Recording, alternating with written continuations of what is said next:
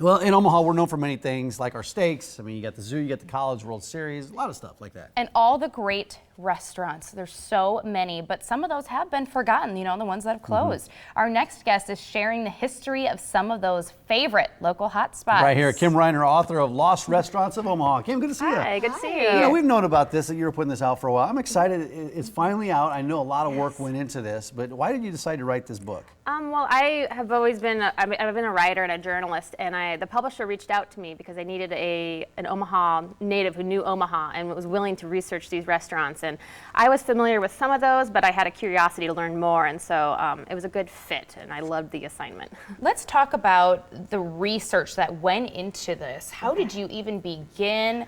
What sources did you use, and how did you pick which restaurants? You know, I started with a big list, and there was a lot of people who had a lot of input. I bet. Forgotten Omaha, and some of my family members had their favorites, and then I started compiling restaurant lists, and as I was researching, more got added. Even photos that I came across spurred another direction. Like I wanted to find out about another restaurant just because of a photo. And what are we looking at here? So this is Bohemian Cafe, restaurant owners in the middle. I'm drawing a blank on the names right now. That's okay. Yeah. But, Well, there's a lot of names in this book. There's a lot of names, yeah.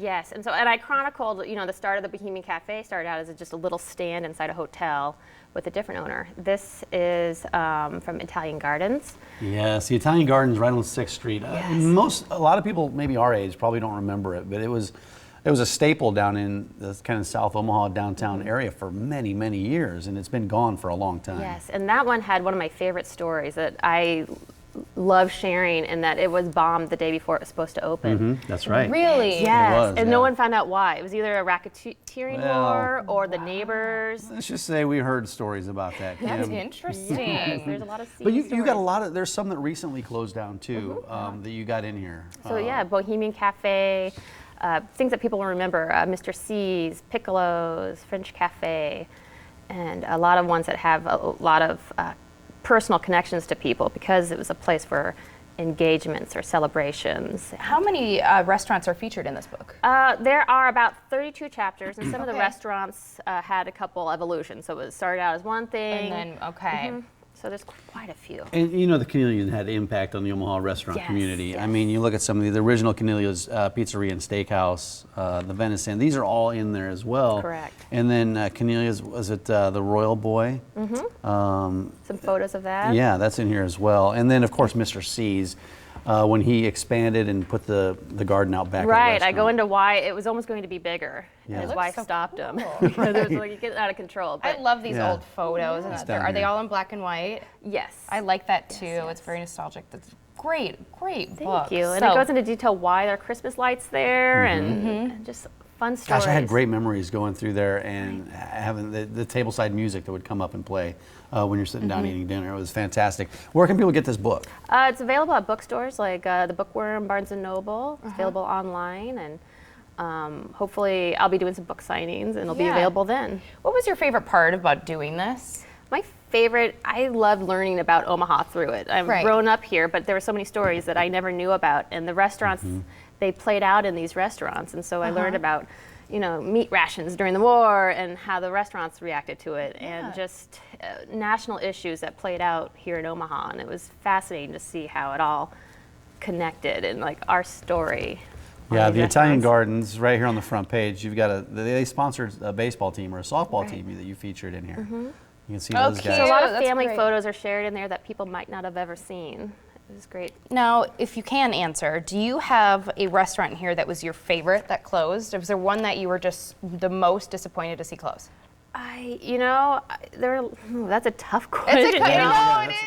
It's our Facebook question today for our viewers, and so I was kind of curious. Do you have? I mean, maybe it's not in the book. Is there a restaurant that closed that you were just? You know, there were so many restaurants that I have personal connections. So like when I was 16 years old, I celebrated my birthday at the French Cafe, and that was like the only time that I got to go because it was such an occasion to go there. Yeah. And so I kind of regretted that one closed, but it's now another restaurant, so you Yes, still it kind is. of get to experience the atmosphere.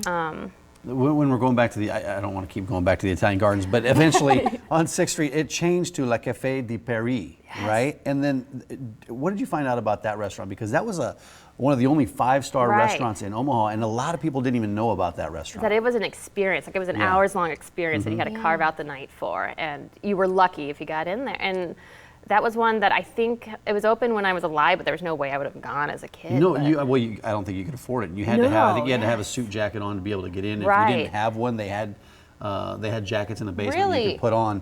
But it featured caviar, escargot, fresh mussels, white asparagus, and it was kind of a hidden jewel. And a lot of celebrities that would come in town knew about it and would go there, and a lot of Omahans didn't even know about the restaurant. It was a non-suspecting place to the building you just would never have guessed. It was fascinating. Yeah. Well, my last question for you is, how long did it take you to write this and put it all together? It was, writing it, I wrote it fairly quickly. I gave myself about 3 months to research and write, and I'm used to writing quickly. I used to be a reporter, so. And then the editing process was another 2 or so months, and but that's pretty quick overall. You'd think. Yeah, It would take me 7 years. And then Ross's Steakhouse on 72nd. I hadn't included that. We're going back. We're going back. I think it's great. It's great to bring up all that stuff. place?